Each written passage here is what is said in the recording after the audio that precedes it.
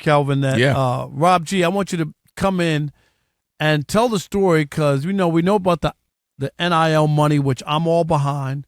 Players have been jobbed for a long time. Mm-hmm. They deserve a piece of the pie. The colleges decided, at first, remember they threatened California, the California schools. Yep. Oh, if you do that, we're going to, okay, go ahead. See if you're going to have college sports without UCLA, right, and SC USC, and all that, and Stanford and all that. Yeah, really? Yeah. Okay. So that threat went away. And then the NCAA had to eventually bow down and bow to this NIL. And Rob G. Yeah, you got a big player, big school, not big school, but undefeated team having some challenges right now, Rob G. That's right. UNLV is the running Rebels. What some might call it, the best team on the West Coast because they're undefeated. All right, they're 3-0. They just beat two Big 12 opponents, riding high, ranked in the top 30 for the first time in years. Feeling good about themselves up until about 8 p.m. Pacific last night when their starting quarterback, Matthew Sluka, who transferred in this offseason, announced his intention to withdraw from the program and redshirt the rest of the season. Wow. Yeah. Reason being, according to him, because UNLV did not follow through on an NIL agreement that he made with their offensive coordinator. Now, according to the school, because the agreement was made with the OC and not with the head coach or with the NIL collective, they felt no obligation to pay him the $100,000 that was agreed to. Instead, they said, hey, our contract with you, through our collective, says we're going to pay you $3,000 per month for the season, and that's what you're going to get. Obviously, because it was a handshake agreement, nothing in writing, this whole thing has become kind of convoluted from both sides, but long story short, the UNLV Running Rebels will be without their starting quarterback the rest of the season. Which I don't blame them. You can't. What are you trying to do to me? Well, hold on. Well, keep going. What do you mean? You're saying they don't like him trying to strong arm them? No, I mean, if he felt like there was this money that was like he didn't go there for nothing. NIL $3,000 a month. That's it. Right. That ain't. Are you saying you're not mad at the kid for leaving? No, I'm not. Okay. Oh, I thought you were saying no, this. Hold on, wait, what? I'm not mad at the kid for leaving. If you're going to gyp me, I don't know what the right word or term is, but but try to play me, that's Right. $3,000 for a month. I don't know if it was the whole school year or whatever. Even if it is, that's $36,000. That ain't $100,000. $100,000, especially for a kid who, it's not like he's at Michigan or SC quarterback at UNLV, a school that not necessarily you think of for football. $100,000 is a lot of money, and he just transferred there too. So he altered my life, changed my life for this whole situation and didn't get it. See, I was just gonna say, I think we're probably gonna be on the same page with this, and that NCAA, I don't know if there's another organization, Ron Parker, who gets it wrong year in, year out, decade after decade, time after time. It's the NCAA because for most of its existence, they've acted like organized crime. Yeah. I mean, I don't know what other way to describe what they were doing. And people got to understand, if a kid got a free pizza, they were kicking him out of college back then, or a pair of sneakers, 100%. or any kind of, your grandmother died and they bought you a plane ticket. Oh, no, you can't. You're These ineligible. are like literal things for those who might be a little young and don't really know. These are literal things. Like, they bought these guys movie tickets so he can take his girlfriend to a movie. Suspended. Yeah. Or the school's under, ineligible. Ineligible. They were so hypocritical, have been, and they missed a massive opportunity. Sometimes you got to lick your finger and put it up in the air and say, where's the wind blowing right now? All right, well, the tide is turning where people are okay with these players getting paid. You had the Ed O'Bannon case where he found out his kids were like, yo, Dad, I'm playing with you in this basketball game. He's like, I ain't played college basketball in years. What are you talking about? No, I can go back and play with you and your team at UCLA. And let me tell you something. The worst part of that is that the people who came up with that, the college sports game, like for them to think they could use their likeness and use them without paying them at all is just beyond me. But why wouldn't I think that? And they even shut the game down rather than pay them. I mean, why? You're right, but why would I think that if this is what I've been able to do? When I was playing video games, Rob, playing college, so Coach K was a big game in the mid-'90s, basketball game. All those players I was playing with, UCLA's O'Bannon brothers and Michigan, I'm from there. And they would have a 6'10", ball-headed dude from Detroit, and I knew, that's Chris Webber. That's not. Well, who is it? Number 4. Right. I'm like, dude, that's Chris Webber. Right. And so, but that's what everybody got used to that. Ed O'Bannon said, no, we ain't having that. And he challenged it and ultimately won. So I like to think of this whole, how they were doing it was identity theft. NCAA was practicing identity theft for decades, stealing your name, image, and likeness and using it against you. That's identity theft. But people signed off when you got the scholarship, you signed off. Where they went wrong, Rob, like as I was mentioning, to not say, man, okay, the tide is turning a little bit. Things are changing a little bit. They could have jumped on this 15, 20 years ago and prevented the Wild Wild West. They could have said, you know what we're going to do, Rob Parker? We're going to give each of these players $25,000 a semester. Do you know how huge that was circa 2000, 2005-ish? If these players were getting $25,000. Now, I'm not talking about what they're worth. I'm not questioning that. But I'm saying they could have said, man, we're going to give them $25,000 each semester. But they didn't want to pay them. But they don't want to pay. They don't want to be seen as wrong. They blew it. And now here we are. They thought they had a golden goose. Yep. They had these players, and then people say, well, the kids are getting a scholarship and they're in college. Stop it. And that's fine. You know what? If you're playing and your games are not televised and they're on campus, and when you go, when I went to Division II school, Southern Connecticut State University, when I went to the basketball game, I showed my student ID. I didn't have to buy a ticket, right? If we were talking about that as college sports, then your education pays for itself. 100%. But when you get in a Alabama $6 billion contract from CBS for basketball and all these other things, and you're selling jerseys and all kinds of stuff with my name on it in the gift shop and all, no, there's no way. And then the coaches, you beat me to it. The coaches are getting a $10 million deal from Nike. They don't even wear sneakers. They don't even wear the stuff that that the kids wear or whatnot. And then the coaches, they can bounce wherever they want. They don't have to sit out a year. I mean, 100%. it was the whole system was screwed up against the players. And you've got these massive coaches making $5, $3, $4, $10, $8 million a year, the highest paid state employees in most of these states. And then they're looking at these kids. A lot of them come from, rough environments or I don't even want to use that. They could just be doing okay in life. Parents who are working hard.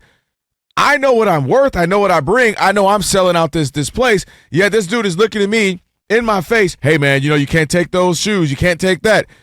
Oh, yeah, I'm going to go hop in my Benz right here, my S500 Benz, and I'm worth, making $4 million a year, but you can't do that. It was wild. It was crazy. Do you know they were literally making high school basketball players ineligible because one kid you can send in the shoes Under Armour and Nike, boxes of shoes. Rob Parker, do you know his mom? There was a story on, I think it was HBO did this. Tough times, money got hard, single-parent home, living in inner city. Sold some of his shoes. I don't even wear these. I don't wear these. Sold the shoes. My shoes you gave them to me. Like if you gave me this hoodie, I sell it. He was ineligible for college because he sold the shoes. So I can be a walking billboard for you, Under Armour and Nike and all these things. But God forbid I sell this stuff. Now I can't go play college ball. And this could have easily, and you talked about it, but the NCAA is so greedy. The NIL, if they would have agreed to pay the money years themselves, ago. But them pay it, not outside. Then they could regulate it and figure it out to make it so that it's fair, it's not exorbitant, and make it so that you're a tier A player, B player. You're in these schools, or right? This is player, the kind of money, and then what tier you are. You're like a football player, or you're a swimmer, or whatever. And then there would be money for everybody, and you could make that. But they were so hell bent on not having to come out of their pocket for anything that they said, oh, well, go ahead, do whatever you want. We don't care about it. And now look what you have. I'm not mad at the players at all. The Wild Wild West is fine. It'll always figure itself out and through time and through hits and misses and changes, and people will say, well, we gave this kid $1 million and we really didn't get anything from it. That's the last time we'll do that again. Yep. You know what I mean? It will absolutely level out. Yeah. It will level out, and we'll have to go through this for a few years, and schools will start saying, look, we need a quarterback, but we don't need a quarterback that bad, or we're going to do this. Look, hey, coach, love you. Here's $1 million for all 80 players. Figure it out. Right. They'll get there. But the NCAA, man, sometimes in life, this is applicable to everything.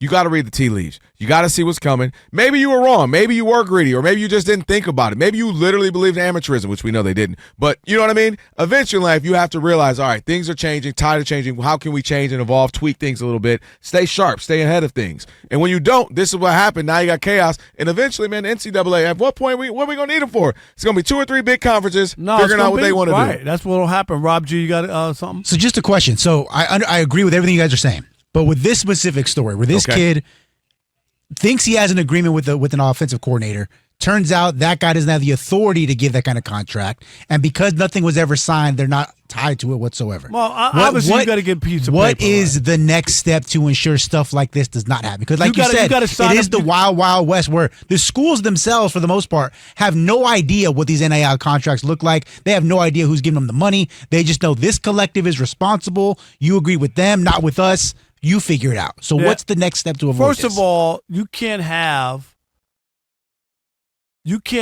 like a coach representing the university in any kind of capacity like that. Like he says, he doesn't have authorization to do it. So he shouldn't even be involved in any kind of conversation about NIL. That's number one.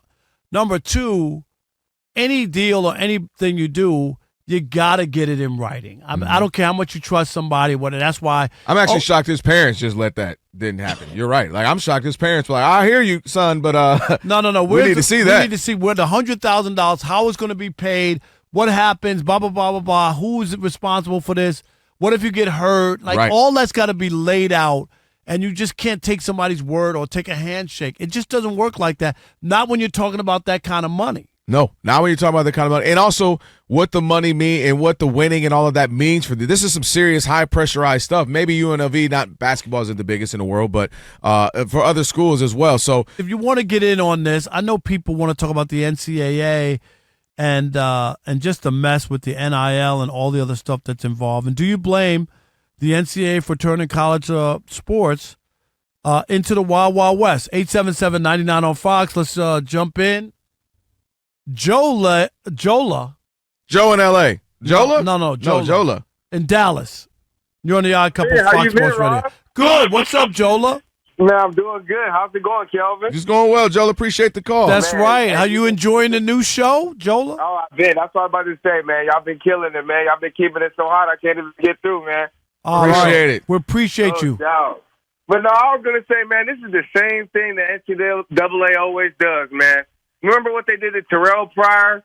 Treated him some type of way. Reggie Bush is suing him right now, trying to get his funds back, get his Heisman back. I mean, and the way they bully up on these players and don't represent them, but you know what I'm saying, they won't come after these programs. It's really crazy. Why not come after the coaches and try to get their phones and research and get those calls and see who called this kid and said they were going to give him all this money? Or you know like Rick Pitino when he had the prostitution going on at Exactly. Louisville. Remember that? He's still coaching. Right. No, right. Get after these coaches. And like I said, they have these nice places. It's crazy.